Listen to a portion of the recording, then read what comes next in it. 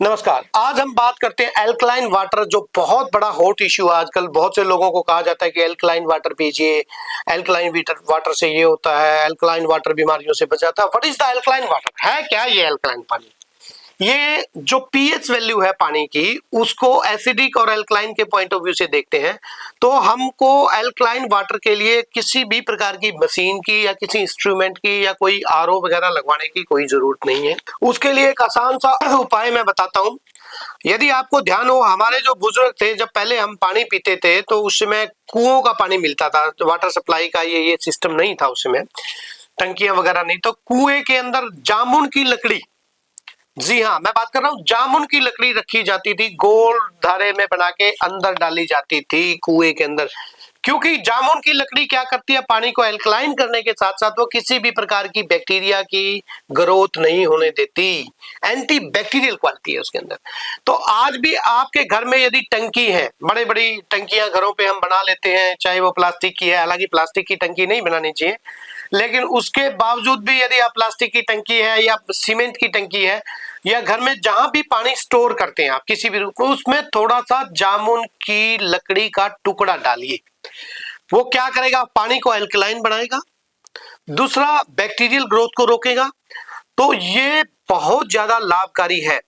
और यदि जामुन की लकड़ी हमारे यहाँ नॉर्थ इंडिया में आसानी से मिल जाती है, बहुत से लोगों के कहते हैं कि मुझे जामुन की लकड़ी नहीं मिलती, क्योंकि लोग बहाने बहुत ढूंढते हैं ना। तो जामुन की लकड़ी नहीं मिलती तो सहीजन का पेड़, सुहांजने का पेड़, उसके पत्तों को या उसकी लकड़ी को डाल सकते हैं। और यदि आपको कहीं विजयसार की लकड़ी मिल जाए तो वो और भी श्रेष्ठ है। तो इनमें से कोई एक लकड़ी आप यूज कर सकते हैं। वैसे ज्यादा इफेक्टिव रहता है जामुन की, विजयसार की लकड़ी बहुत इफेक्टिव है उसमें एल्कलाइन करने के लिए, वाटर के लिए। उसके साथ साथ आप इसमें सहीजन के पत्ते या सहीजन की लकड़ी भी डाल सकते हैं, सुहांजना या मैरिंगो बोलते हैं। तो ये एल्कलाइन वाटर आप घर पे ही तैयार कर सकते हैं। और जब भी आप वो पानी पिएंगे तो ऑटोमेटिकली वो एल्कलाइन रूप में एंटीबैक्टीरियल उसमें क्वालिटी रहेगी, किसी भी प्रकार का इन्फेक्शन या वो पानी सड़ेगा नहीं, खराब नहीं होगा। तो इस प्रकार से जो हमारे पूर्वजों का, हमारे जो ऋषि मुनियों का ज्ञान था, उसको आप अपनाइए, उसके हिसाब से चलिए, ताकि आप भी निरोग रह सकें और लोगों को भी निरोग रहने में मदद कर सकें।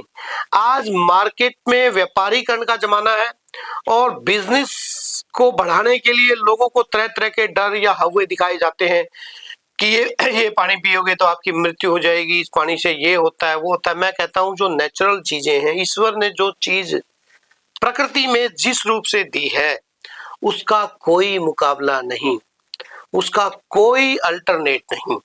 तो प्रकृति जो चीजें हमें देती है, प्राकृतिक रूप में उसका प्रयोग करेंगे तो उसका कोई नुकसान नहीं होता।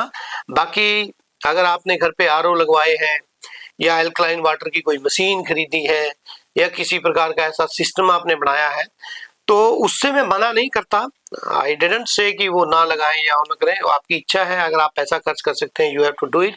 पर जो गरीब व्यक्ति हैं, पैसा जिनके पास नहीं है और उनको एल्कलाइन वाटर पीना है, तो ये आसान से उपाय मैंने बताए, जिनको करके हम पानी को अशुद्ध होने से भी बचा सकते हैं। मोरिंगो या सहीजन के पत्तों को यूज करके, जामुन की लकड़ी को प्रयोग करके या विजयसार की लकड़ी को प्रयोग करके। वीडियो को शेयर जरूर कीजिएगा ताकि अन्य लोग भी देख के आजकल जो एल्कलाइन वाटर का वो सिस्टम चला हुआ, उसमें अपने आप को लाभान्वित कर सके। बहुत बहुत धन्यवाद। नमस्ते, राम राम, जय हिंद।